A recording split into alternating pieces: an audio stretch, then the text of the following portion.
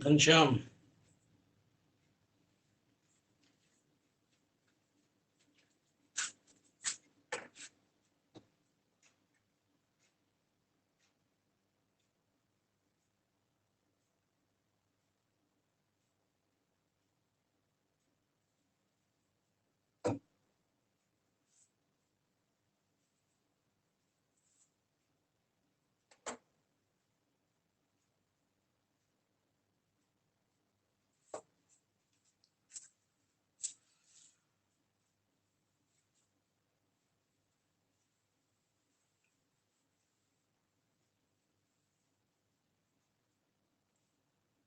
आने दीजिए सबको भी।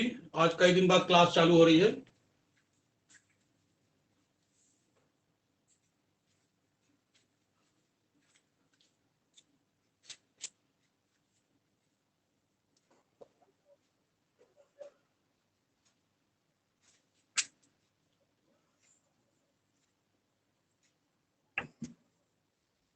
हाँ घनश्याम, कैसे हैं?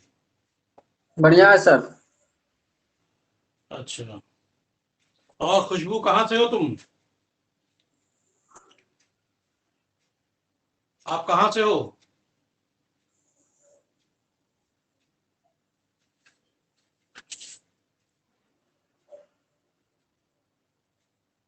आवाज नहीं आ रही है, मैसेज करिए।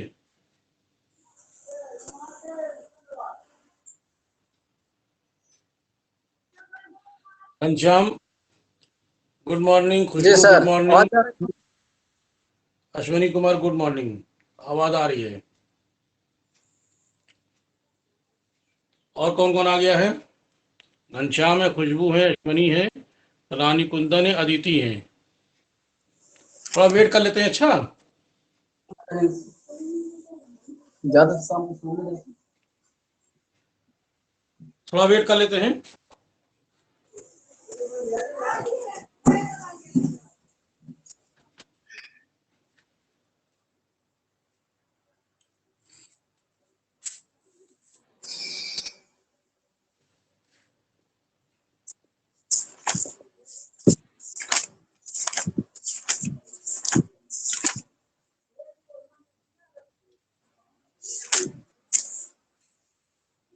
मैं आज आप लोग की आवाज जो है वो साइलेंट कर दे रहा हूँ।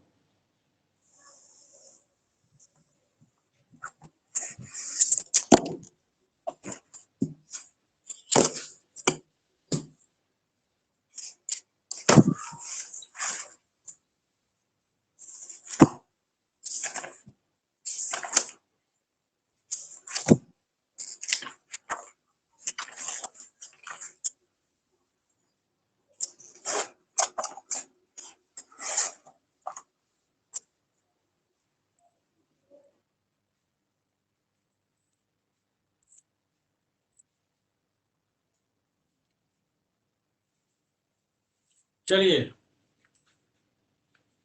मेरी आवाज क्लियर है? मैसेज में एक बार कर दें कि हाँ सर, यस है।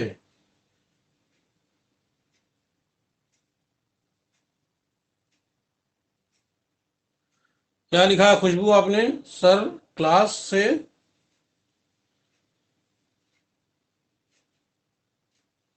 चलिए ठीक है, तो क्लास शुरू करते हैं, बाकी लोग आते रहेंगे। ठीक है।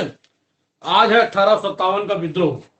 1857 के विद्रोह में सबसे पहले आप लोग ये देखें कि 1857 के विद्रोह के समय भारत और इंग्लैंड की क्या स्थिति थी। यानी 1857 के विद्रोह के समय, ठीक है, समय इंग्लैंड के प्रधानमंत्री, इंग्लैंड के प्रधानमंत्री, ठीक है, इंग्लैंड के जो प्रधानमंत्री थे उनका नाम था पामस्टन। पामस्टन, ये इंग्लैंड के प्रधानमंत्री थे 1857 के विद्रोह के समय। भारत के गवर्नर जनरल जो थे 1857 के विद्रोह समय, वो थे Lord Canning. Lord Canning. Bharat के मुख्य सेनापति जॉर्ज एनिसन। कौन थे? George Ennison. George Ennison Bharat के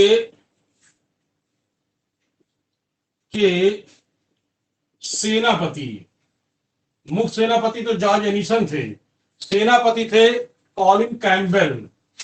कॉलिन कैंपबेल।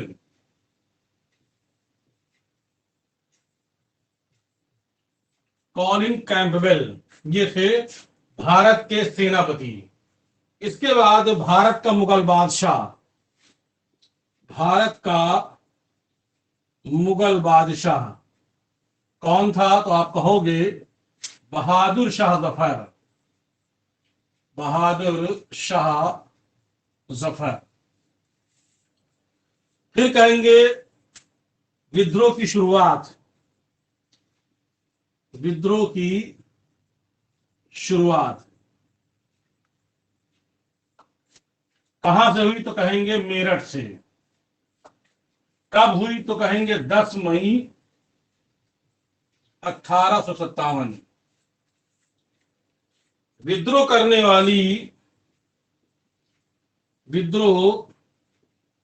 वाली रेजिमेंट, उसका नाम था 20वीं एनआई। 20वीं एनआई।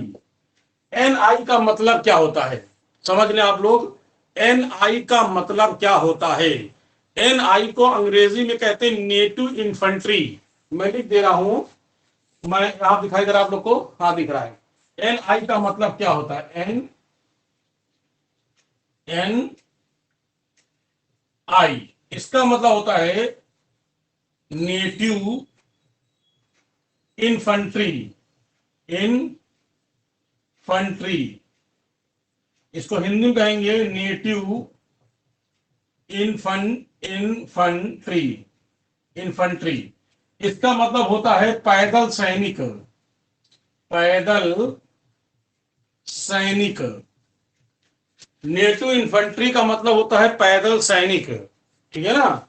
तो विद्रोह करने वाली रेजिमेंट 20वीं एनआई। एनआई मतलब 20वीं नेटिव इन्फेंट्री, अर्थात ये कह सकते हैं कि 20वीं एनआई यानी नेटिव इन्फेंट्री। नेटिव इन्फेंट्री मतलब होता है पैदल सैनिक, ठीक है। इसके अलावा विद्रोह करने वाली रेजिमेंट। अब इसके बाद हम लोग देखते हैं कि पहली फांसी किसे दी गई। पहली फांसी जिसे दी गई उसका नाम था मंगल पांडे। मंगल पांडे। ये किस रेजिमेंट का था? तो आप कहोगे 34वीं एनआई। 34वीं एनआई। 20वीं एनआई ने विद्रोह किया था और 34वीं एनआई के जो मंगल पांडे थे 34वीं एनआई के, इनको सबसे पहले 1857 के विद्रोह में सबसे पहले फांसी इन्हीं को दी गई थी। तो आप लोग को समझ में आ रहा होगा। ये क्लियर एक बार फिर से कर लें, क्वेश्चन उठता है। इंग्लैंड के प्रधानमंत्री कौन थे 1857 युद्ध समय? तो कहेंगे पामस्टन थे। भारत के गवर्नर जनरल कौन थे? कहेंगे लॉर्ड कैनिंग थे। भारत के मुख्य सेनापति कौन थे? जॉर्ज एनिसन थे। और भारत के सेनापति कौन थे? कॉलिन कैम्पबेल थे। और भारत का मुगल बादशाह बहादुर शाह जफर था। और विद्रोह की शुरुआत मेरठ से हुई थी। कब हुई? 10 मई को हुई थी। और विद्रोह करने वाली रेजिमेंट 20वीं एनआई थी। और पहली फांसी दी गई थी मंगल पांडे को। वो 34वीं एनआई रेजिमेंट का एक सैनिक था, सिपाही था, ठीक है। तो इस तरह से आप लोग ये समझ लें कि क्वेश्चन उठता है कि 1857 के विद्रोह के समय कौन क्या था। तो मैंने स्थिति बता दी। अब आइए हम लोग शुरू करते हैं 1857 का विद्रोह, ठीक।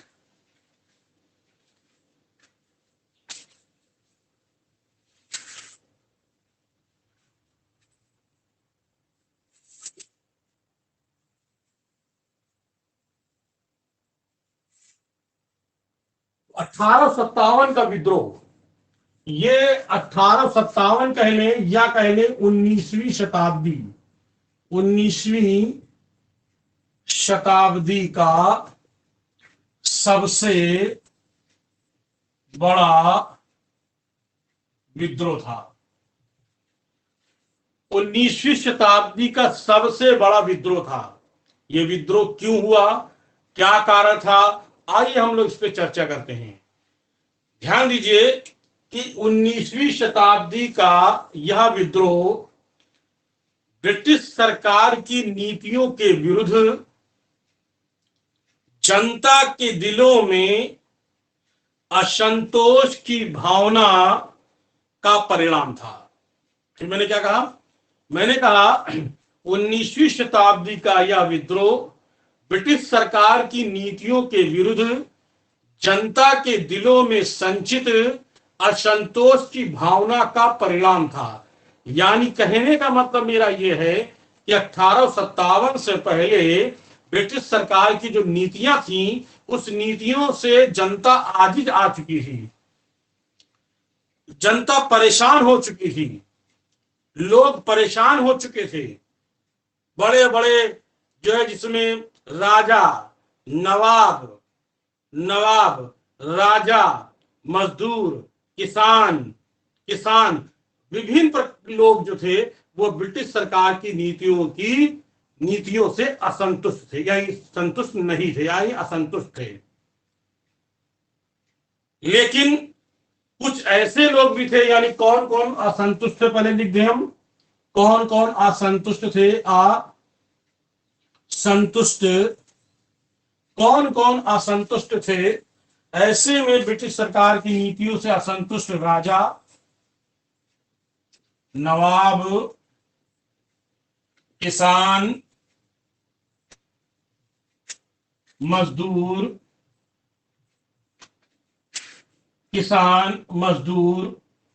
और आम लोग, आम जनता आदि। ये लोग सब जो थे राजा की नीतियों यानी कंपनी सरकार की नीतियों से असंतुष्ट थे, संतुष्ट नहीं थे।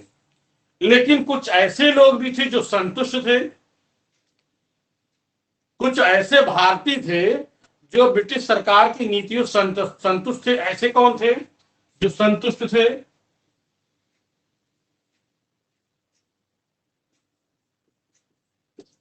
संतुष्ट लोग कौन कौन थे? ऐसे में संतुष्ट लोग थे मूल रूप से पढ़े लिखे लोग और पूंजीपति वर्ग,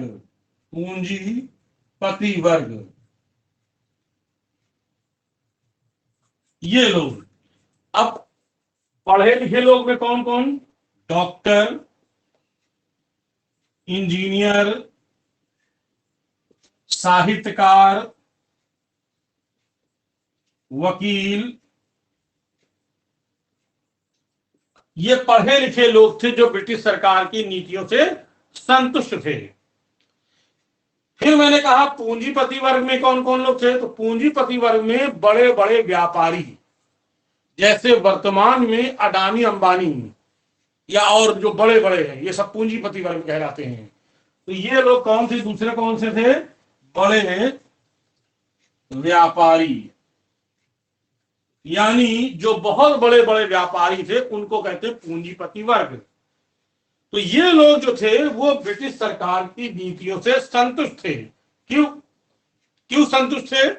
इसलिए थे कि इनकी जो जीविका थी, इन पढ़े लिखे लोगों की जीविका थी या पूंजीपति वर्ग का जो काम होता था वो कंपनी से ही होता था, अर्थात सरकार से ही होता था।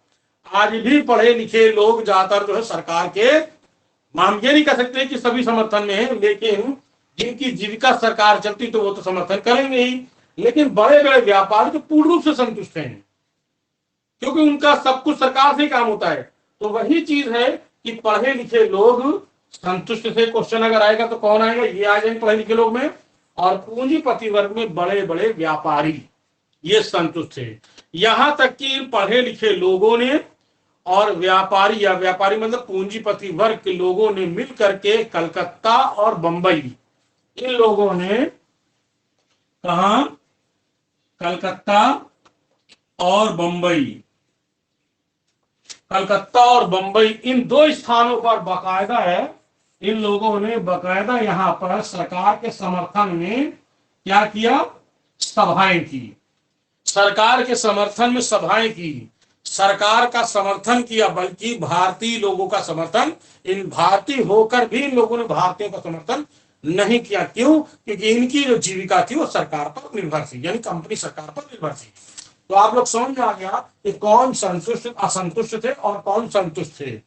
तो ऐसे में जो असंतुष्ट थे इन लोगों में थे, तो और इस विद्रोह को अगर देखा जाए तो अलग अलग इतिहासकारों ने अपने मत अलग अलग दिए हैं। किसी ने कहा यह सैनिक विद्रोह है, किसी ने कहा यह मुस्लिम षड्यंत्र, किसी ने कहा चर्बी युद्ध जो एक विद्रोह था, किसी ने कहा कि सुनियोजित युद्ध विद्रोह था, किसी ने कहा सैनिक विद्रोह था। अलग अलग लोगों ने कहा, मैं इसको लिख देता हूं और आप लोग खटाखट इसको नोट कर लें, ठीक है।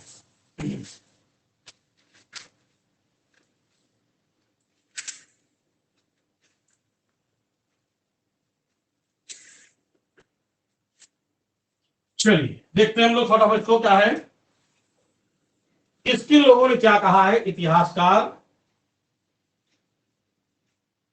इतिहासकार और मत।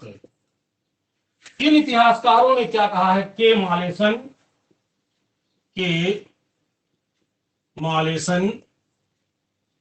मालेसन ट्रेवेलियन ट्रेवी क्या है, ट्रेवेलियन और लॉरेंस होम्स के अनुसार क्या कहा इन्होंने, इन्होंने कहा है कि यह केवल सैनिक विद्रोह था, यह केवल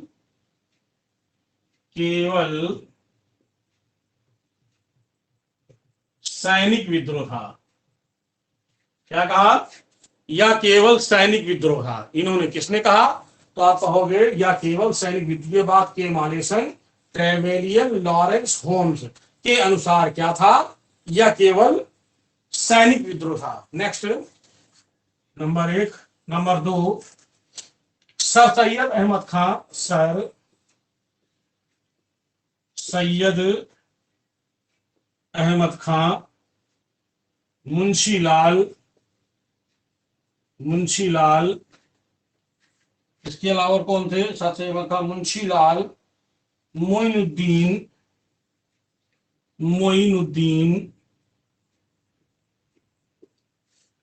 दुर्गादास, इन लोगों के अनुसार यह केवल सैनिक विद्रोह था। इसको नोट करते चलें, यह केवल सैनिक विद्रोह था। Next number 3। नंबर 3 में LER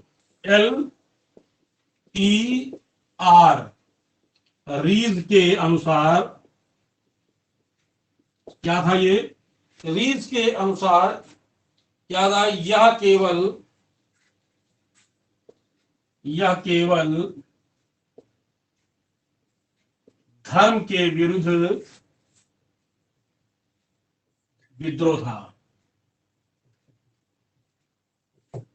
इन्होंने कहा। नेक्स्ट नंबर 4 नोट करते चले फटाफट। TR होम्स के अनुसार, TR होम्स के अनुसार इन्होंने क्या कहा है, TR होम्स के अनुसार यह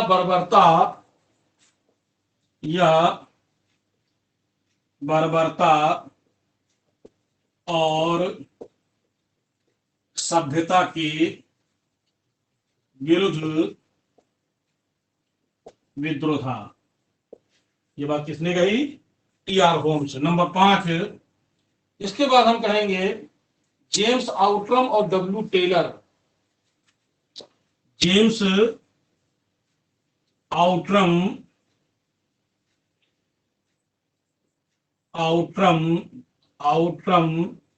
और W टेलर के अनुसार यह मुस्लिम षड्यंत्र या मुस्लिम षड्यंत्र था, या मुस्लिम षड्यंत्र था। इतने आप लोग नोट कर लिया होगा। मैं अब आगे चलता हूं क्योंकि इसमें अब अभी एक और हो सकता है। 6 नंबर पे आप कहेंगे Benjamin Disraeli. Benjamin Benjamin Disraeli Disraeli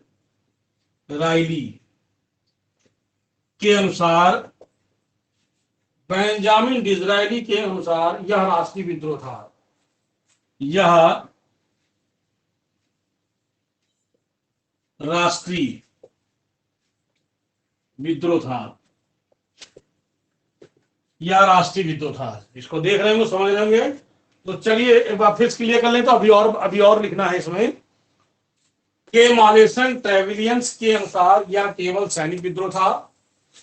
Lawrence Holmes, sir Syed Ahmad, sorry यहां तक हो गया। नंबर 2 सर सैयद अहमद खान, मुंशीलाल मोइनुद्दीन दुर्गादास के अनुसार यह केवल सैनिक विद्रोह था। यानी ये भारतीय लोगों ने कहा था, यह अंग्रेजों ने यह बात कही थी। फिर LERBs के अनुसार यह केवल धर्म के विरुद्ध विद्रोह था।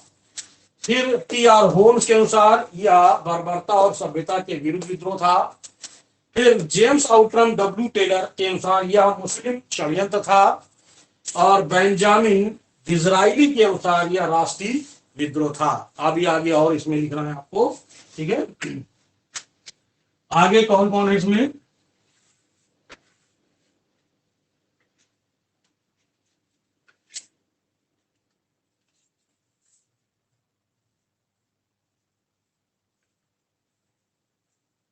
चलिए देखते हैं। इसके बाद आएगा VD Savarkar, 7 number. VD Savarkar, VD Savarkar और अशोक मेहता के अनुसार, अशोक मेहता के अनुसार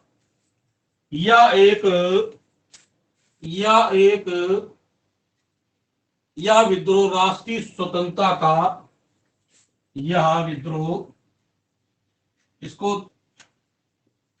विद्रोह राष्ट्रीय स्वतंत्रता का सुनियोजित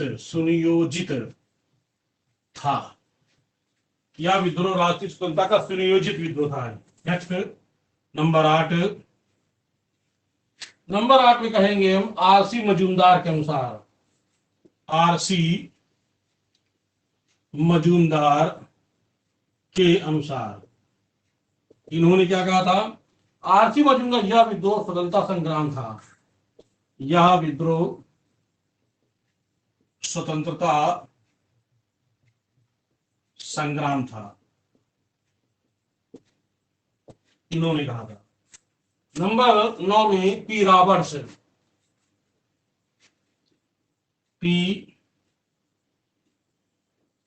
रॉबर्ट्स के अनुसार, P रॉबर्ट्स ने क्या कहा है? P रॉबर्ट्स के अनुसार यह विद्रोह केवल एक सैनिक विद्रोह था। यह विद्रोह एक सैनिक विद्रोह था। यह तत्कालीन चर्बी युक्त विद्रोह था।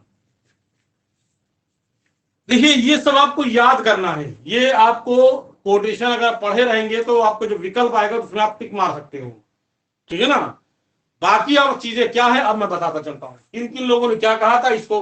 वैसे ऑफलाइन होता तो मैं डायरेक्ट लिखा देता था, लेकिन ऑनलाइन में क्योंकि मुझे एक एक लाइन लिखानी पड़ती है, इसलिए मैंने एक एक लाइन आपको लिख दिया है किन किन लोगों ने कहा है। और अगर ऐसे होता तो मैं डायरेक्ट बता देता कि किन किन लोगों ने क्या कहा है। चलिए आइए आगे बढ़ते हैं हम लोग। तो यह विद्रोह जो 1857 का जो विद्रोह हुआ था, इस विद्रोह का कोई एक कारण नहीं था, इसके कई कारण थे। ध्यान दीजिएगा, इस 1857 के विद्रोह के कई कारण थे। इस विद्रोह के कई कारण थे, ठीक है, कई कारण थे। कई कारण थे, कौन कौन थे? जैसे राजनीतिक कारण, जैसे धार्मिक कारण, जैसे सामाजिक सामाजिक कारण, जैसे आर्थिक कारण, जैसे सैनिक विद्रोह, भारतीय सैनिक विद्रोह, और जैसे तत्कालीन कारण। यानी ये विद्रोह क्यों, कैसे हुआ, क्या परिस्थितियां थी, तो हम आइए इस पर चर्चा करते हैं। राजनीतिक कारण क्या हो सकते थे इसके, जिसके कारण विद्रोह हुआ? धार्मिक कारण क्या थे? सामाजिक कारण क्या थे? आर्थिक कारण क्या थे? सैनिक विद्रोह किन लोगों ने किया सैनिक विद्रोह? और तत्कालीन क्या कारण जिसके कारण जो है विद्रोह हो गया? ये कैसे, किन परिस्थितियों में, आइए इस पर हम लोग चर्चा करते हैं। थोड़ा सा लंबा लेक्चर है, ठीक है। चलो, सबसे पहले हम लोग बात करते हैं राजनीतिक कारण। राजनीतिक कारण की अगर बात करते हैं तो जिस समय 1857 का विद्रोह हुआ, उस समय मुगल बादशाह जो था, उसका नाम था बहादुर शाह जफर, जो ईस्ट इंडिया कंपनी का पेंशनर था, यानी पेंशन मिलती थी उसको। तो कब से जो जो भारत के जो मुगल बादशाह थे, कंपनी ने कब से उनको पेंशन देना शुरू कर दी, कब उनको अपने अधीन कर लिया, तो आइए इस पर चर्चा करते हैं। 1803 में मुगल बादशाह को कंपनी ने अपने अधीन कर लिया। यानी कंपनी ही अब सारा निर्णय लेगी, सिर्फ नाम मात्र का शासक गद्दी पर बैठेगा। मुगल बादशाह केवल गद्दी पर बैठेगा, सारे अधिकार जो होंगे वो किसके पास होंगे? वो कंपनी के अधिकार में होंगे। तो क्यों? क्योंकि 1803 में मुगल बादशाह को इन लोगों ने अधीन कर लिया और इनको देना शुरू कर दी। मुगल बादशाह को क्या? पेंशन देना शुरू कर दिया। यानी 1803 के बाद, यानी जितने भी शासक, शाह आलम था उस समय, तो शाह आलम को पेंशन दी, 1803 में अपने अधीन कर लिया। फिर उसके बाद अकबर सेकंड है, उसको पेंशन दी, वो भी मुगल बादशाह कंपनी के अधीन था। फिर इसके बाद बहादुर शाह जफर आया, वो भी कंपनी के अधीन था, यानी उसको भी पेंशन दे दी गई थी। तो इस तरह से माना कि जो बादशाह था वो कंपनी के अधीन हो चुका था। जब भारतीय जनता को ये पता चला कि मुगल बादशाह जो था वो कंपनी के अधीन हो चुका है, तो जनता के दिलों में असंतोष की भावना उत्पन्न हो गई। माना कि बादशाह बिल्कुल कमजोर हो चुका था, लेकिन अभी भी भारत की जनता के दिलों में बादशाह बसता था। उसके दिलों में मुगल बादशाह की इज्जत थी। कंपनियों ने मुगलों की इज्जत खत्म कर दी थी। तो इस तरह से भारतीय जनता के दिलों में असंतोष की भावना उत्पन्न हो रही थी। पहला कारण। किस तरह से मुगलों को इन लोगों ने बेइज्जत किया है, किस तरह से मुगलों को उन्होंने क्या क्या कहा है, आइए इस पर हम लोग चर्चा करते हैं।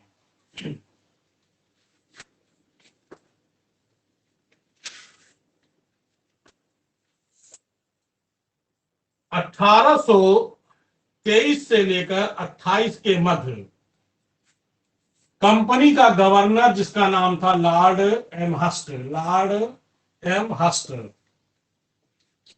के अनुसार, लॉर्ड हस्ट के अनुसार क्या कहा था लॉर्ड हस्ट ने?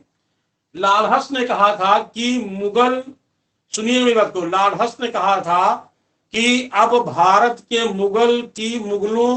मुगलों की बादशाह समाप्त हो चुकी, केवल शिष्टावत या नैतिकता के आधार पर उनको बादशाह कहा जाता। क्या कहा था इन्होंने? लॉर्ड एमहर्स्ट के अनुसार मुगलों की बादशाहत समाप्त हो चुकी है केवल केवल नैतिकता के आधार पर बादशाह कहा जाता है। यानी इन्होंने ये कह दिया। और साथ ही साथ जब मुगल बादशाह के सामने कोई भी कंपनी, चाहे कोई व्यक्ति हो, कोई नजराना लेकर के आता था तो बकायदा झुक करके, आदाब करके, सम्मान के साथ उनको उपहार दिया जाता था, भेंट दी जाती थी। इसी समय से, यानी इसके समय लॉर्ड एमहर्स्ट के समय से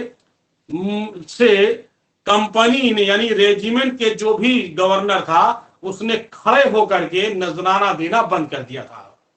देते थे बैठे, जा दे दो जाके भाई। तो इस तरह से यानी अब बादशाह का सम्मान समाप्त हो चुका था। तो किस समय? लॉर्ड एमहर्स्ट के अनुसार। नेक्स्ट, 1836 से 42 के बीच कौन था? लॉर्ड ऑकलैंड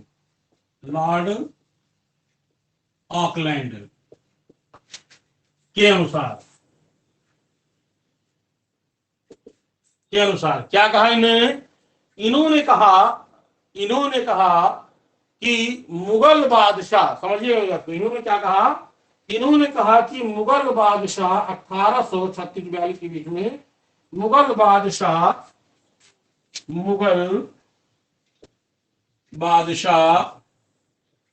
अपने सारे अधिकार छोड़ देना चाहिए। क्या कहा इन्होंने? मुगल बादशाह से कहा इन्होंने कि अपने सारे अधिकार छोड़ दे। मुगल बादशाह अपने सारे अधिकारों को खत्म कर दे, यहां तक कि इनको कह दिया। और इसी समय, यानी इसी लॉर्ड ऑकलैंड के समय से ही जो मुगलों के दीवाने आम, दीवाने खास, जिसको शाहजहां ने बनवाया था, उनको बंद कर दिया गया। यानी अब बादशाह जो है वो कोई भी सभाएं नहीं करेगा, किसी का निर्णय नहीं दे सकता अब। यानी इसी समय दीवाने आम, दीवाने खास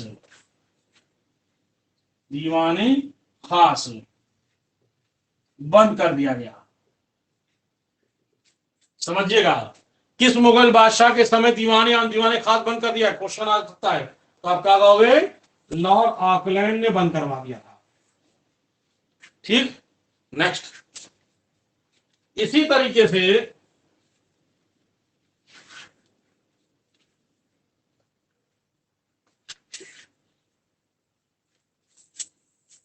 इसी तरीके से 1848 से लेकर 56, 1848 से 56 के मध्य लॉर्ड डलहौजी के अनुसार इन्होंने कहा था कि मुगल बादशाह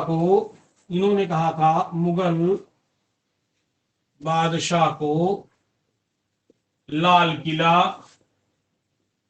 छोड़ देना चाहिए।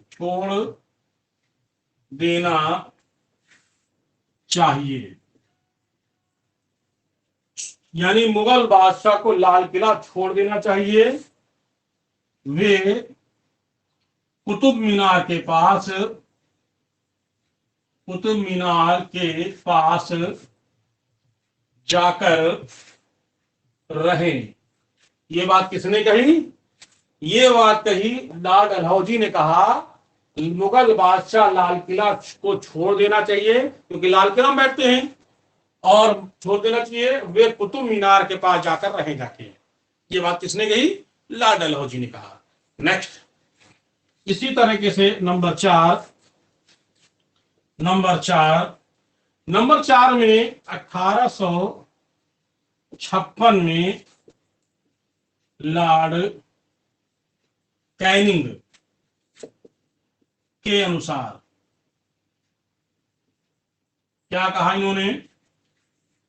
इन्होंने कहा कि बहादुर शाह जफर, बहादुर शाह जफर ये कौन है?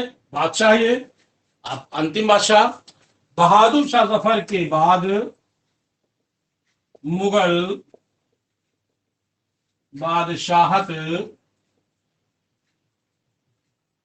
समाप्त कर दी जाएगी। क्या कहा इन्होंने? इन्होंने कहा मुगल बादशाहत समाप्त कर दी जाएगी। ध्यान दीजिएगा मेरी बात, क्या कहा। यानी ये आखिरी बादशाह इन्होंने पहले बना दिया था मन 1856 में कि ये आखिरी बादशाह है, इसके बाद मुगल बादशाह समाप्त कर दी जाएगी। इस तरह से बादशाहों के बारे में सरकार की ये नीतियां थी। तो क्या सरकार, ब्रिटिश सरकार के विरुद्ध जनता के दिलों में असंतोष की भावना उत्पन्न नहीं होगी? होगी। जो बादशाह के मानने वाले थे, जो चाहने वाले थे, वो मुगलों ने लगभग 350 वर्ष तक शासन किया। तो भारतीयों के लिए बहुत कुछ किया इन लोगों ने। तो उनके भारतीयों के दिलों में जो इनके प्रति जो श्रद्धा थी, उस श्रद्धा के प्रति जो सरकार जो वो एक ठेस पहुंचा रही थी, तो क्या उनके दिलों में संतोष की भावना उत्पन्न नहीं होगी? बिल्कुल होगी। जिसका परिणाम क्या है? 1857 का विद्रोह। तो एक तो ये समझ में आया कि मुगल बादशाह के साथ क्या क्या किया गया।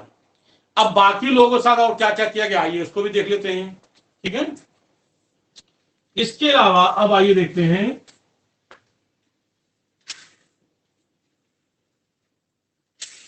इसके अलावा कंपनी ने एक नई चीज लागू की, सहायक संधि। कंपनी ने क्या लागू की? सहायक संधि। पहले तो ये जान ले सहायक संधि होती क्या है। सहायक संधि उसे कहते हैं कि जो राज, इसको खाली सुन लीजिए, मैं लिखूंगा नहीं। जो राज कंपनी के साथ, यानी जो राज कंपनी से सहायक संधि करेगा या कंपनी उसके साथ सहायक संधि करेगी, तो वो राज कंपनी के अधीन होगा। पहली शर्त। उस राज का बादशाह, नवाब, राजा जो होगा वो वही रहेगा। लेकिन कंपनी अपनी एक रेजिमेंट, ध्यान देना, अपनी एक रेजिमेंट मतलब पूरी सेना की टुकड़ी, एक रेजिमेंट या 2 रेजिमेंट उसके यहां रखेगा। उसका हर्जा खर्चा वहां का शासक उठाएगा। ये पहली नीति होगी। फिर अगली क्या कि उस जिस राज के साथ सहायक संधि की जाएगी, वह राज विदेशी मामले किसी से नहीं करेगा, और अगर करेगा विदेशी मामले तो वो कंपनी की जानकारी में करेगा। किसी विदेशी को नियुक्त नहीं करेगा। अगर करेगा तो कंपनी को बताकर करेगा कि कंपनी कहेगी यहां इसको रखो तो रखेगी, कंपनी का नहीं रखना तो नहीं रखना है। क्लियर हो रहा आप लोग को? इस तरह से कंपनी ने, इस तरह से जो राज कंपनी से सहायक संधि करेगा, वो राज कंपनी के एक प्रकार से देखा जाए तो पूरी तरह अधीन हो चुका होगा। और कंपनी ये कहेगी कि हम आपकी सुरक्षा कर रहे हैं, अगर कोई आपके पर आक्रमण करेगा तो हम आपकी मदद करेंगे। लेकिन वास्तविकता यह है कंपनी उस राज को हड़पना चाहती है। तो इसको कहते हैं सहायक संधि। फिर बात समझ लिए, विदेशी मामले नहीं करेगा, रेजिमेंट रखी जाएगी, खर्चा जो है जो वहां का शासक उठाएगा, और किसी की विदेशियों की नियुक्ति नहीं करेगा, नियुक्ति नहीं करेगा, और जो भी काम होगा वो कंपनी से पूछ के ही करेगा। एक तरह से देखा जाए तो शासक वहां का पंगु बना दिया जाएगा। इसे कहते हैं सहायक संधि। वैसे सबसे पहले सहायक संधि का जो जन्मदाता था, याद कर लीजिएगा, जन्मदाता था उसका नाम था फ्रांसीसी, याद कर लीजिएगा, फ्रांसीसी गवर्नर डुप्ले, याद कर लीजिएगा। यानी सहायक संधि का जो जन्मदाता था उसका नाम था डुप्ले। इसने सबसे पहले इसी ने शुरू किया था क्या शुरू किया था इसने? अपने सैनिकों को किराए पर देना शुरू किया था। ये मैं बात पीछे बता चुका हूं आपको। अपने सैनिकों को किराए पर देना शुरू किया। इस तरह से सहायक की शुरुआत इसने की थी। लेकिन वास्तविक रूप से, विस्तारित रूप से जो भारत में सहायक संधि जो लाया उसका नाम था लॉर्ड वेलेजली। याद रखिएगा, लॉर्ड, कंपनी के गवर्नर जिसका नाम था लॉर्ड वेलेजली। ठीक है, लॉर्ड वेलेजली जो विस्तारित रूप से जो लाया था उसका नाम था लॉर्ड वेलेजली। कौन सी संधि? सहायक संधि। ठीक है, लेकिन सहायक संधि वाला देखा जाए तो एक प्रकार से जो भी राज्य, जिस राज्य ने कंपनी के साथ सहायक संधि की, एक प्रकार से वो राज्य दिवालिया हो गया। क्यों? कंपनी जो है पूरी तरह से वहां की चीजों को वो हड़पती थी। जो चीजें वहां अच्छी लगती उसको ले लेती थी और उसको इंग्लैंड भेज देती थी। इसीलिए दादा भाई नौरोजी ने आगे चल करके इन्होंने अपनी पुस्तक जिसका नाम है poverty rule in British India, यानी धन का निष्कासन, धन का बहिर्गमन, मैंने पीछे पीछे पढ़ाया आपको। तो इस तरह से लॉर्ड वेलेजली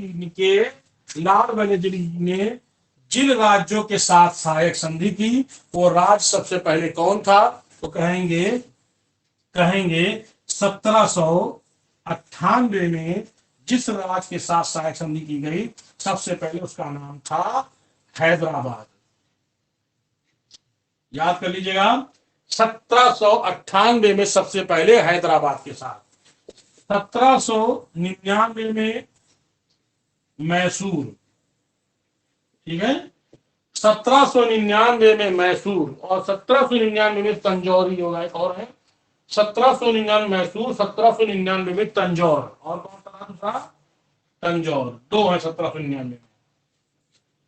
फिर इसके बाद 1801, ठीक है, नवंबर 1801, नवंबर 1801 में अवध के साथ की गई। इसी तरह से दिसंबर 1803, इसके बाद कौन सा आएगा?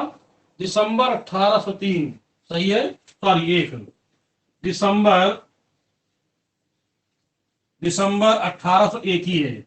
दिसंबर 1801 को पूना के पेशवा, कौन? पूना के पेशवा दिसंबर 1801 में।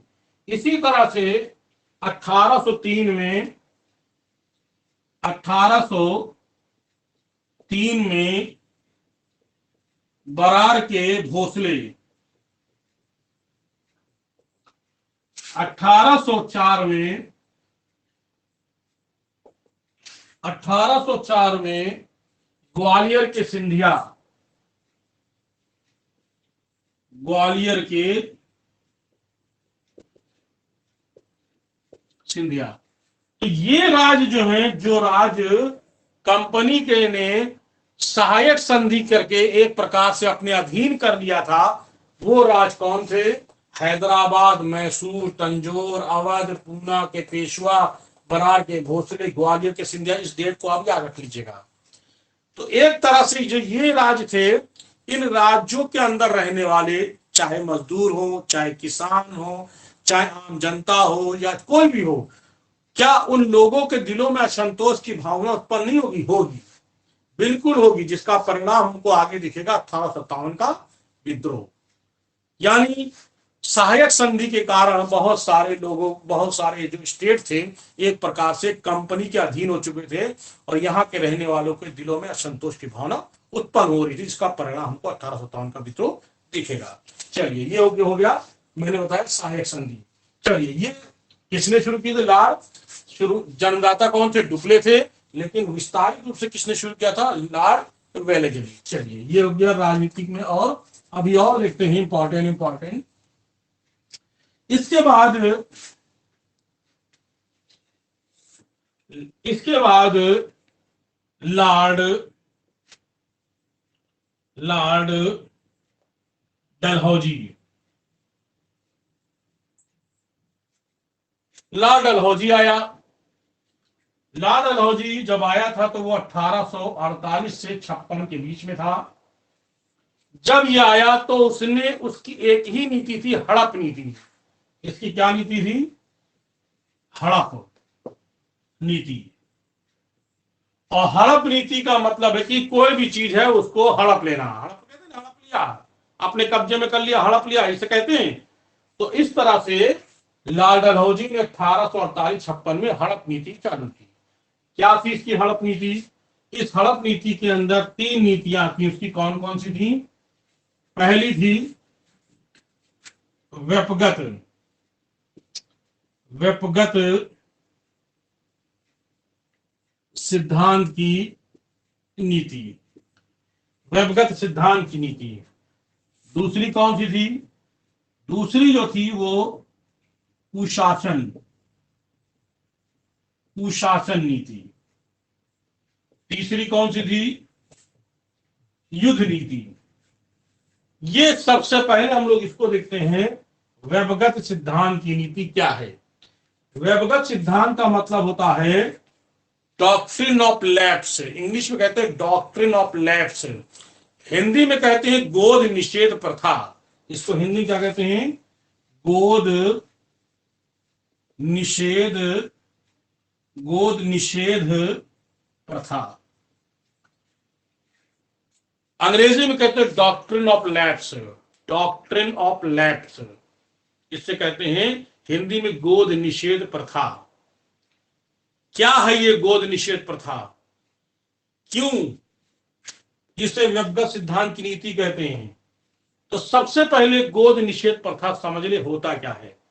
मैं इसे जबानी बताऊंगा, आपको उसको सुनना है, समझना है, और चाहे तो आप बात को सुन करके नोट भी कर सकते हो, लेकिन मैं लिखूंगा नहीं, खाली सुनना है आपको।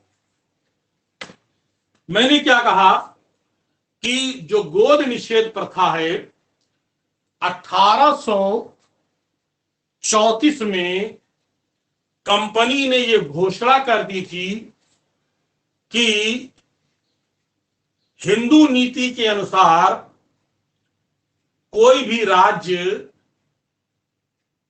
राज्य किसी जिसका पुत्र ना हो वो गोद ले सकता है, और वो पुत्र जो है वो जो पुत्र होगा वो पुत्र वास्तविक पुत्र मान करके उसको गद्दी पर बैठने का अधिकार होगा। ये कब कहा? 34 में। फिर 1850 में धार्मिक अयोग्यता अधिनियम पारित किया। 1850 में कह दिया कि यदि कोई व्यक्ति ईसाई धर्म को स्वीकार कर लेता है तो उसको गद्दी पर बैठने का अधिकार भी होगा और उसको संपत्ति भी दी जाएगी। ईसाई धर्म अपने धर्म को छोड़कर ईसाई धर्म को अपना लेता है तो उसे गद्दी पर बैठने का अधिकार दिया जाएगा, भले ही चाहे दत्तक पुत्र हो। दत्तक मतलब गोद लिया पुत्र, दत्तक पुत्र से कहते हैं। तो वो गद्दी पर बैठने का उसको अधिकार भी होगा और वो संपत्ति पाने का भी अधिकार होगा। यदि वो अपने धर्म को नहीं छोड़ता है, वही रखता है, तो उसे संपत्ति तो मिल जाएगी लेकिन गद्दी पाने का अधिकार उसको नहीं होगा। ये कंपनी की नीति थी।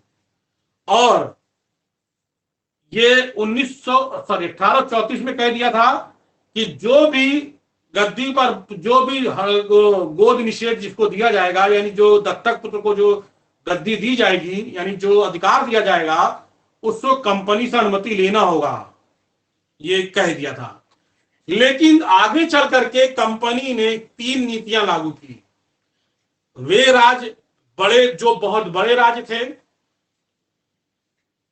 जो मध्यम राज्य थे, और जो बिल्कुल छोटे थे, यानी वे बड़े राज्य जो किसी के अधीन नहीं थे, जैसे मुगल, जैसे मराठा, वो राज्य किसी को भी दत्तक पुत्र बना करके, दत्तक मतलब गोद लिया, दत्तक पुत्र बना करके वो अपना उत्तराधिकारी घोषित कर सकता है। वो कौन? जो सबसे बड़े राज्य हैं, जो कभी किसी के अधीन नहीं थे। बात समझ में आया? वो जो कभी किसी के अधीन राज्य नहीं थे, जैसे मुगल, वो कभी किसी का अधीन नहीं थे, शुरू से ही अपनी गद्दी बैठ गए। मराठा, वो भी शुरुआत से अधीन नहीं थे। तो ये लोग जो दो, खास तो दो ही लोग ऐसे हैं, इन पर हस्तक्षेप कंपनी नहीं करेगी। जान नहीं, कंपनी अगर हस्तक्षेप करेंगे तो ये लोग सब डिस्टर्ब कर देंगे, तो कंपनी उस पर हस्तक्षेप नहीं करेगी। वो अपना दत्तक, वो अपना गोद लिया हुआ पुत्र को उत्तराधिकारी बना सकते हैं। दूसरा क्या होगा? दूसरा, वह राज्य जो कभी किसी के अधीन थे, जो अब स्वतंत्र हो गए हैं, वे राज्य जो कभी किसी के अधीन थे लेकिन अब स्वतंत्र हो गए हैं, उन राज्यों को कंपनी से अनुमति लेनी पड़ेगी कि वो अपने दत्तक पुत्र को, गोद लिए हुए पुत्र को गद्दी पर बैठाएं या ना बैठाएं। अनुमति लेनी पड़ेगी कंपनी से। कंपनी उसको अनुमति दे सकती है या नहीं दे सकती, ये कंपनी पर निर्भर है। ये दूसरा जो टाइप के मध्यम वाले जो राज्य होंगे। सबसे नीचे जो राज्य हैं, जिसने कंपनी ने खुद बसाया है, जिनको कंपनी ने के सनद सर्टिफिकेट पर आधारित वो राज्य बसे हैं, उन राज्यों का अगर कोई वास्तविक उत्तराधिकारी नहीं है तो दत्तक पुत्र को लेने का अधिकार कतई नहीं है। वो राज्य कंपनी राज्य में मिलाए जाएंगे। ऐसे में लॉर्ड डलहौजी ने किन किन राज्यों को कंपनी राज में विलय किया, आइए उसको हम देखते हैं। ठीक है। व्यभिगत सिद्धांत के आधार पर, यानी गोद निषेध प्रथा, यानी दत्तक पुत्र इसे कहते हैं, गोद लिया हुआ दत्तक पुत्र। किन किन राज्यों को इस नीति, यानी व्यभिगत सिद्धांत की नीति के अनुसार उनको विलय किया गया, आइए देखते हैं। किन किन इस नीति के अनुसार कंपनी में विलय किए गए राज्य कौन कौन है?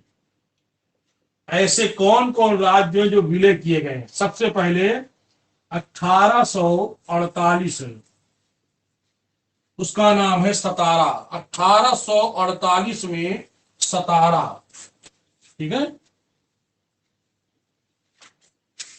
1849 में जैतपुर, संभलपुर,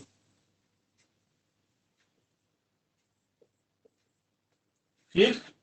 उसके बाद 1850 बघाट, 1852 उदयपुर, 1852 में उदयपुर, सही है। 1853 झांसी, 1854 नागपुर, ये ठीक है। 1854 कौन सा है? नागपुर, बिल्कुल सही है, मैंने ये लिख दिया। कौन कौन राज कंपनी ने विलय कर लिया, अपने राज में मिला लिया। विलय मतलब अभी तक क्या थे? सहायक में क्या था? सहायक मतलब केवल अधीन करना, लेकिन अब यहां मिला लेना। कौन कौन मिलाया? 1848 में सतारा, 1849 में जयपुर, 1850 में बघाट, 1852 में उदयपुर, 1853 में झांसी, 1854 में नागपुर। ये राज्य जो है कंपनी ने इनको विलय कर लिया। किसके अधीन विलय किया? व्यभिगत सिद्धांत के आधार पर, यानी गोद निषेध प्रथा के आधार पर। इन राज्यों का अपना वास्तविक उत्तराधिकारी नहीं था, इन्होंने गोद लिया, कंपनी ने नहीं माना। कंपनी कहती नहीं, हम इसको जो है गोद लिए पुत्र को उत्तराधिकारी नहीं मानते हैं। सरकार आपके राज्य को अक्वायर करेगी, यानी उसको हड़प लेगी, यानी सरकार अपने अधीन कर लेगी। ऐसा करती है ना सरकार। तो ये है, ये किसने चलाई थी? एक तरह से ये सरकार, ये कंपनी की ही देन थी, जो वर्तमान में ऐसा चलता रहता है। अब आइए, कौन सी नीति? कुशासन की नीति, आइए देखते हैं।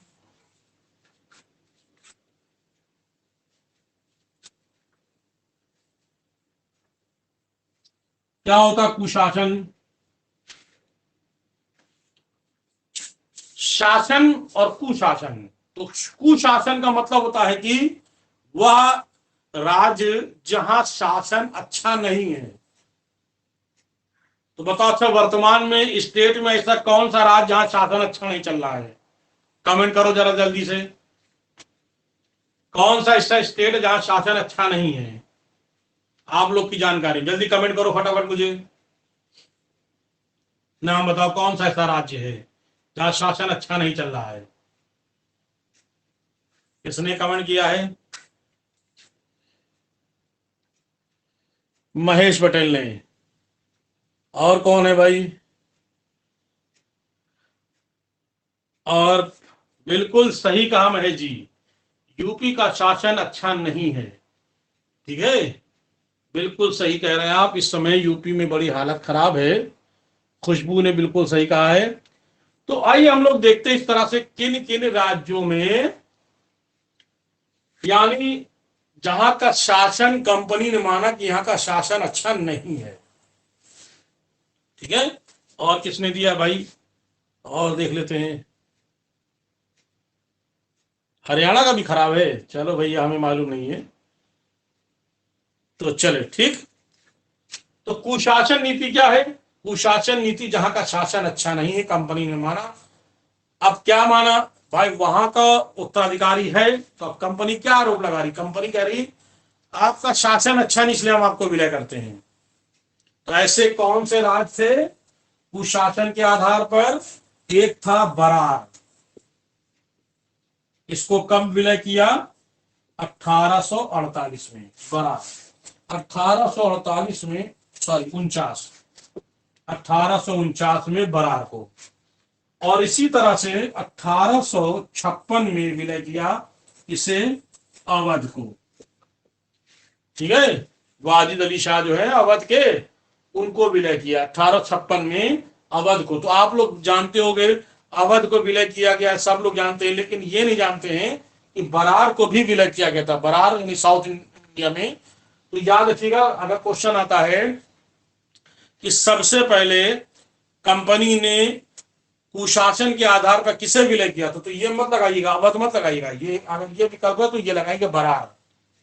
बहुत सारे लोगों को नहीं मालूम है, खाली यही मालूम है बहुत सारे लोग को, तो आपको लगाना है बरार। याद कर लीजिए, कुशासन नीति के अनुसार। अब जहां का शासन भी अच्छा है, नहीं जहां का उत्तराधिकारी भी है, शासन भी अच्छा है, तो कंपनी ने वहां क्या कर दिया? कहा, कंपनी ने कहा कि ये राज्य गड़बड़ है, इसलिए कंपनी उसको युद्ध कर दिया। तो कौन सी तीसरी नीति? युद्ध नीति। तो युद्ध नीति के अनुसार किसको विलय किया? युद्ध नीति के अनुसार जो विलय किया गया 1849 में, वो था पंजाब। पंजाब को 1849 में विलय कर लिया था। तो ये इस तरह से देखा गया कि ये कंपनी सरकार की नीतियां थी। किसी राज्य को हड़पोगे तो वहां की जनता आपके प्रति विद्रोह करेगी, उनके दिलों में संतोष की भावना उत्पन्न होगी, और परिणाम होगा 1857 का विद्रोह। परिणाम ये दिखाई दिया। तो ये थे राजनीतिक कारण। मैंने क्या बताया? ये थे राजनीतिक कारण, मुख्य जो मैंने बताया राजनीतिक कारण। आइए अब हम लोग थोड़ा से समझ लेते हैं। आपके जबानी खाली समझेंगे, उससे क्वेश्चन नहीं समझना, खाली सुनना है। सामाजिक कारण क्या थे? सामाजिक कारण ये थे कि समाज में बहुत सारी जो जो बहुत सारी जो समाज के जो यानी इंडियन लोग थे, जो भारतीय थे, उन भारतीयों को कंपनी कभी उनको अच्छा नहीं समझती थी, हमेशा उनको नीची दृष्टि देखी थी। शायद आप लोगों ने फिल्म देखी होगी, उस फिल्म का नाम था मर्द, अमिताभ बच्चन की फिल्म। उस मर्द फिल्म में अमिताभ बच्चन की फिल्म में साफ साफ दिखाया गया है कि उसकी जो भारतीय जनता थी उनके साथ अत्याचार करते थे, और उनको कौन संज्ञा देते थे? सुअर की संज्ञा देते थे, सुअर कुत्ते की संज्ञा देते थे। और यहां तक कि जब कभी भी ये लोग जब शिकार पे जाते थे तो भारतीयों को ले जाते, खुद तो बैठते थे घोड़े पर, पालकी पर बैठते थे, लेकिन जो भारतीय लोग थे वो पैदल चलते थे। यहां तक कि महिलाओं को भी ले जाते थे। अगर कोई महिला पर उनका दिल आ गया, किसी महिला पर, तो उसका बलात्कार भी कर देते थे। तो एक तरह से सामाजिक रूप से भी उनके साथ अत्याचार हो रहा था। काम करवाते थे भारतीयों से, जूता तक साफ करवाते थे और लात अलग मारते थे। तो ऐसे में ये कंपनी सरकार की जो नीतियां थी वो अच्छी नहीं थी।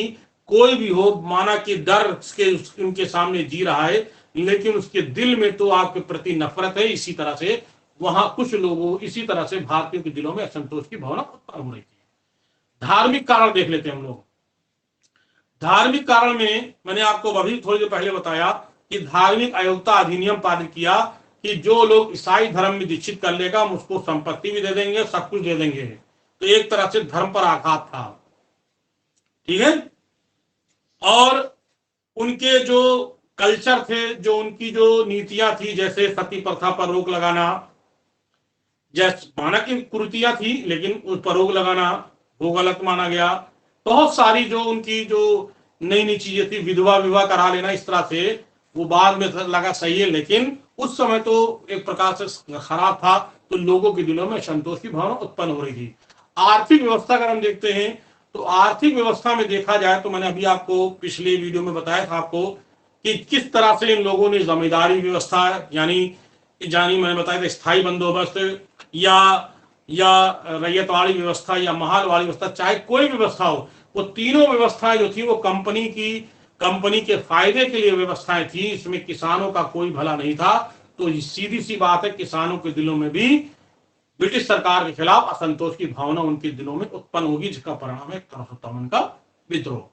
इस तरह से इनके कई कारण हम लोग दिखते हैं। अब आइए हम लोग देखते हैं इसका सैनिक विद्रोह क्या था। सैनिकों ने अगर विद्रोह ना किया होता तो शायद ये 1857 का विद्रोह ना होता। और तत्कालिक कारण क्या था वो भी आपको हम बताएंगे। तो आइए सबसे पहले देख लें कि कब कब विद्रोह की शुरुआत कैसे कैसे हुई है। आइए इसकी चर्चा करते हैं।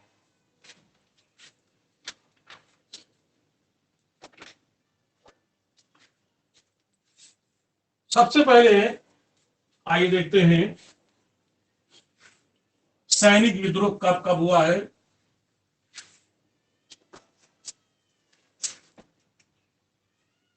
सैनिक विद्रोह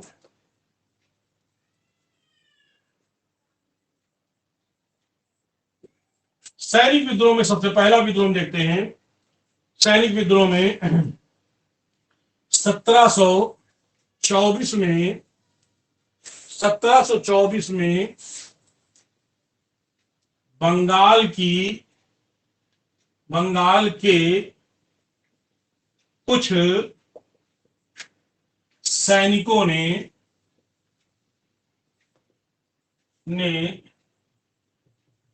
विद्रोह किया था। सबसे पहले 1724 में। नेक्स्ट 1764 में बक्सर के युद्ध के समय हेक्टर मुनरो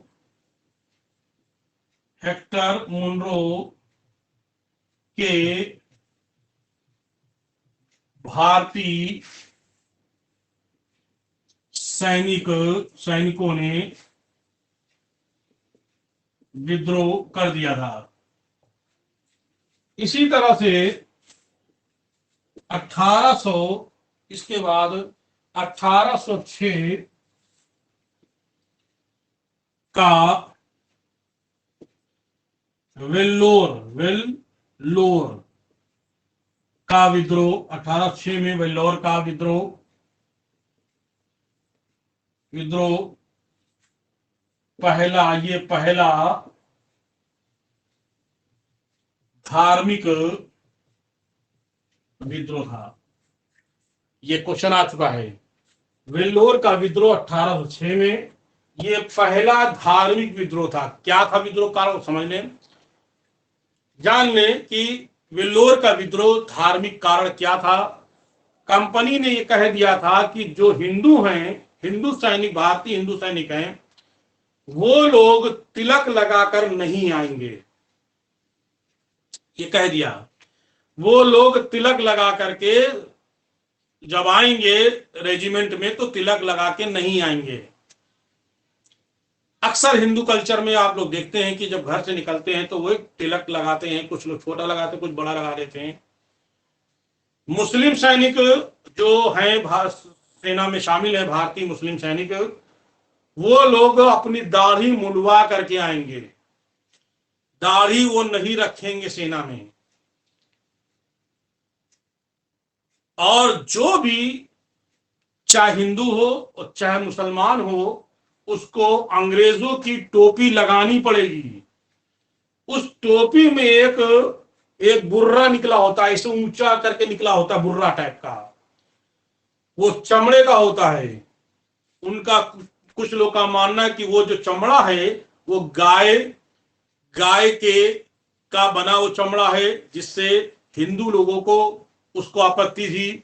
और कुछ लोगों का मानना कि वो सुअर की चर्बी का यानी सुअर का चमड़े का बना हुआ है, जो मुसलमान उसको गलत मानते हैं। तो ये था विद्रोह का कारण कि दाढ़ी मुंडवा के आएंगे मुसलमान और हिंदू जो है तिलक लगा के नहीं आएंगे। तो ये था वेल्लोर का विद्रोह, धार्मिक, पहला धार्मिक विद्रोह था। Next number 4, 1824। इसके बाद 1824, 1824 बैरकपुर, ये कहा हुआ था? बैरकपुर, बैरकपुर के सैनिकों ने समुद्र पार जाने से इनकार कर दिया था, इसलिए विद्रोह था। क्या कारण था? बैरकपुर के सैनिकों ने समुद्र पार जाने से इनकार कर दिया, जिसके कारण विद्रोह हुआ। ये समुद्र पार की कहानी क्या है भैया? समुद्र पार भैया, हम अभी भी बहुत सारे लोग जाते समुद्र पार, भैया इंग्लैंड हम जाएंगे, बहुत सोच जाइए। उस समय मानना यह था कि यदि हम, भारतीयों का मानना था, यदि हम समुद्र पार करके जाते हैं यानी पश्चिम की ओर जाते हैं तो हमारा धर्म भ्रष्ट हो जाएगा। और अंग्रेजों ने कह दिया था कि आपको जहां भेजा जाएगा वहां आप जाएंगे। आप कहते हैं कि 1857 के विद्रोह के समय यानी 1856 के आसपास एक भारतीय सैनिक जिसका नाम था सीताराम, याद कर लीजिएगा, एक भारतीय सैनिक जिसका नाम था सीताराम, ये भारतीय सैनिक समुद्र पार करके चला गया था युद्ध करने। जब वो वापस आया तो उसकी जो, क्या कहते हैं, उसके जो लोग, क्या ना, उसके जो लोग थे, उसका जो कुनबा था, उसका जो समाज था, उसको एक्सेप्ट नहीं किया, बल्कि यहां तक कह दिया कि इसको हम लोग इसको तड़ीपार करते हैं, यानी इसका हुक्का पानी बंद कर देते हैं। तो समाज के, उसके घर वालों ने भी स्वीकार नहीं किया कि उसका धर्म भ्रष्ट हो गया था, ऐसा मानना था, इसलिए इन लोगों ने जाने से मना किया और इस कारण जो विद्रोह का कारण बना। समझ में आ रहा होगा आपको? नेक्स्ट नंबर 5, नंबर 5 में क्या है? असम के 1825 में असम के तोपखाने, असम के तोपखाने के